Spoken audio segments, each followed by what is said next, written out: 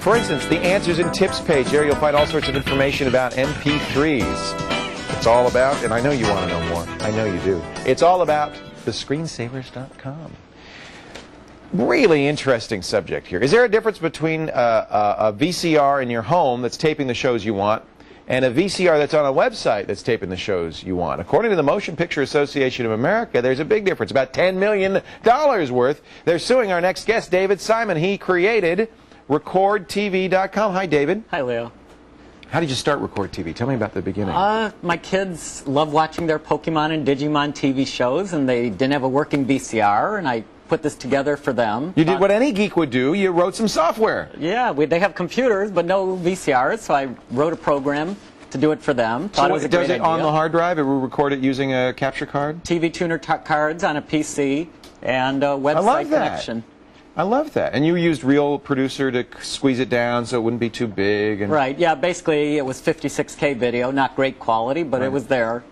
Now, that gave you an idea.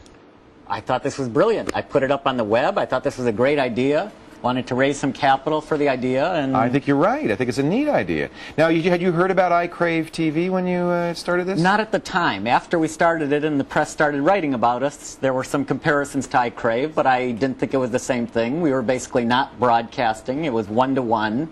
Right. It wasn't They were doing live. stuff live, too. This is, by the way, this is what happened to iCrave.TV. I think we have the website, iCrave.TV, or iCrave.TV. That's what you'll see if you go to iCrave.TV. They got sued, a Canadian company. They were rebroadcasting NFL games. NFL came down on them, and they're off the air right now. You're off the air, too, right? We've shut down the site for the time being, at least showing a video, and while we negotiate with the MPAA. Now here's the MPAA's position. They say, well, and they're right.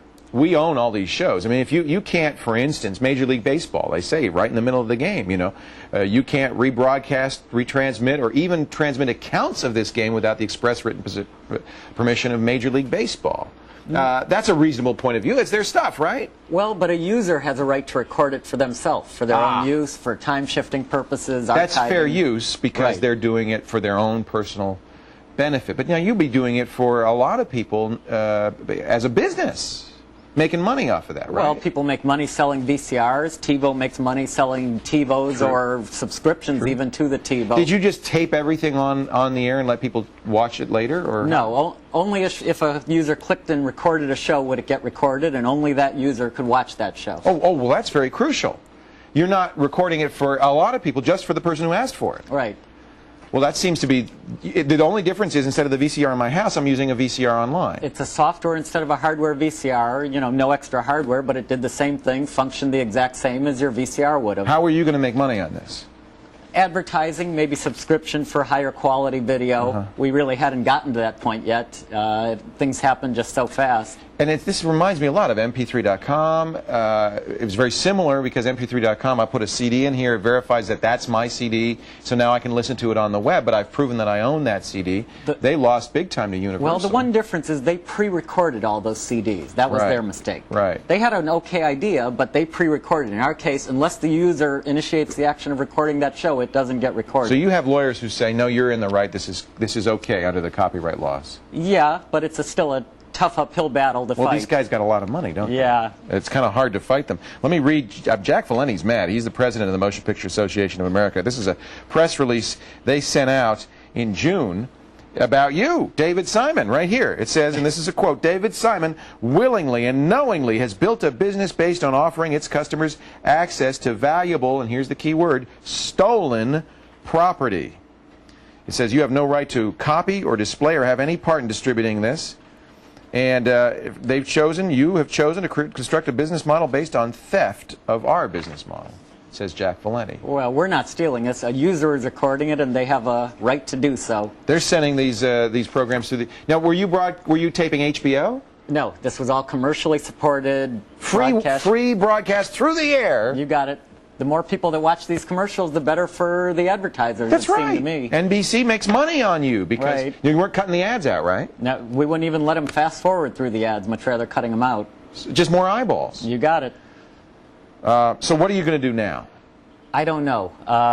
We're trying to work out a settlement with them. If not, we're going to have no choice but to try and fight this. Right. It's an uphill battle, though.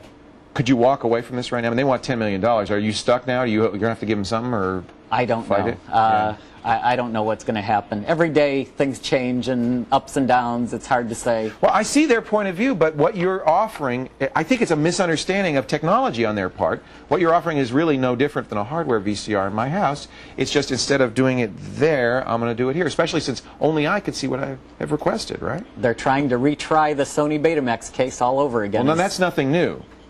They've been trying to shut this stuff down for ever since they lost the Betamax case. Right, and you know, maybe with TiVo and some of those types of products too, they're going to end up suing them or coming down on them. Well, I guess the problem is the same problem with Napster and MP3.com. We have a brand new technology which courts don't understand very well. The old media is fighting like the dickens because they don't see, and I think they're foolish. They don't see a way to make money on this. I could think of a dozen ways that this is good for them. Especially and you're willing to work with them, right? Oh, absolutely, and especially since it's commercially supported, those advertisers, what's paying for it? You were only doing free TV. Right. It's not like a CD where you're buying it is what pays for it. The advertisers are paying for it. You weren't recording HBO or any paid channel at all. Not at all, although maybe for a subscription fee in the future there'd be a way to do that. Sure, and pay some money to HBO. Absolutely. Yeah. Well, I wish you luck. It sounds like you're going to, I have to say that at the little guy here, you're going to get squished because they have just more money than you, regardless of the rights or merits of your case. I've heard David and Goliath more times than you can imagine. Well, David, the David Simon, I wish you luck. I can see their point, but I have to say, it sounds like you're right on this one, but I don't know if the courts are going to hold that for you. Time will tell, I guess. Yeah. Is there a trial to come, or what's going on right now? I don't know. Probably sometime November, December, the next motions and events start happening there. Okay. Well, we'll follow it with interest, and I wish you the best. I'll keep you up to date. Because I would like this for my kids and for me. I think this is a great idea. Not in place of VCRs, in addition to. In addition for when you're not home. Because look at the video is not as good as a VCR. It'll get there in time. A year, as more broadband comes, the quality will get there. Right, right. It's a great idea. I like it a lot. All right. Well, good luck, David. I wish I could hold out more hope for you. But we've seen so many of these lawsuits come down in favor of the big companies that can afford the big guns. David Simon is founder and CEO of recordtv.com. If you want more information about Record TV, there's their website. There's nothing going on there right now, alas. It's www.recordtv.com. They are trying to raise a legal defense fund, and if you believe in what they're up to, go on over there. And you'll also see a article on our site at screensavers.com with all the legal pros and cons on this that David wrote for us. And I hope you will check that out, because I think this is one of those issues where technology is moving faster than courts and the old media can keep up with. And those of you, people who watch the show are technology wizards. You understand this stuff. We're the ones who have to fight for the future, right? We don't want to have the old Sony Betamax case all over again. Stay where you are, folks. Still to come on this very show. And by the way, I encourage you to tape this show.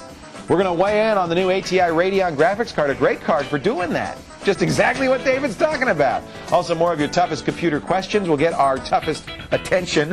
And Sony has a new PDA. It's expandable.